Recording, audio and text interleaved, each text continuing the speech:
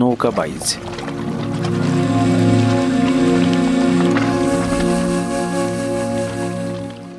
আর তার জন্য যেন পুরো গ্রাম ফিরে গেল বহু বছর আগের সেই দিনে।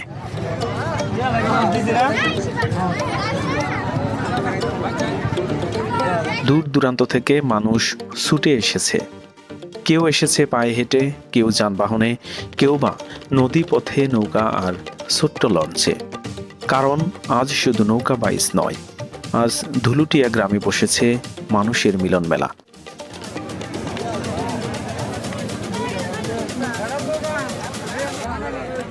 ধুলুটিয়া গ্রামে অনেকদিন পর আয়োজন করা হয়েছে ঐতিহ্যবাহী নৌকাবাইজ।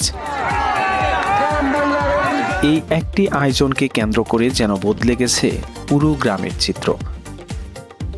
যে বাড়িগুলোতে অনেকদিন পর আত্মীয় স্বজনের দেখা হয়েছে, যে ভাই বোনেরা কাজের ব্যস্ততায় একে অপরের সঙ্গে সময় কাটানোর সুযোগ পাননি, তারাও আজ একসঙ্গে। একটা নৌকাবাইজ যেন আবার মনে করিয়ে দিল, উৎসব শুধু আনন্দ দেয় না, উৎসব মানুষকে মানুষের কাছেও ফিরিয়ে আনে।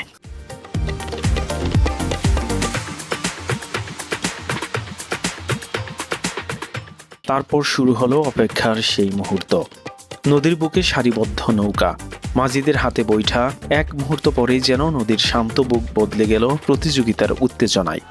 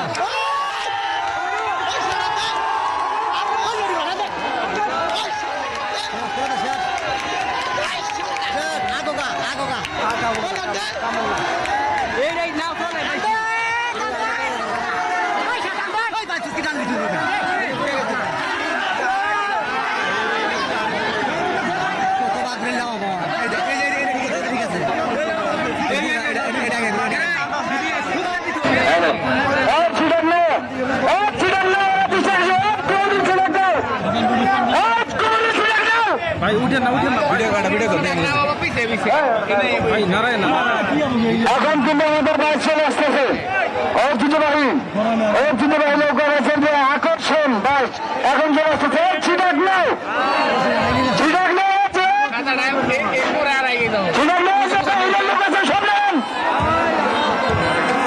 আমাদের বাদি চলে আসছে আর সব পূর্ব পাশ, কালাম, শরীফপুর, পশ্চিম পাশ। আমাদের এখনকার বাজি আর সব পূর্ব পাশ, কালাম, শরীফপুর, পশ্চিম পাশ। দেখা যাক হাত দাবি ঐতিহ্যবাহী নৌকাবাজ গ্রাম বাংলার ঐতিহ্যবাহী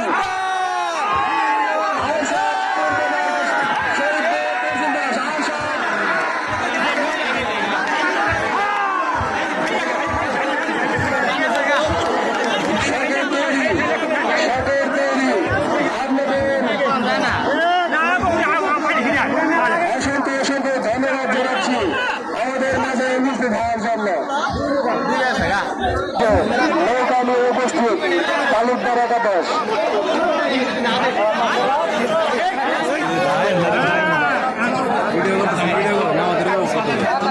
আমাদের বাজি দেখা যাচ্ছে চলে আসছে। আপনারা এলাকার এই নৌকাগুলো সরিয়ে ফেলেন, আপনারা নৌকাগুলো সরিয়ে ফেলেন। এই যে পূর্ববাসের লোক আপনারা সরে যান। আমাদের মঞ্চের সামনে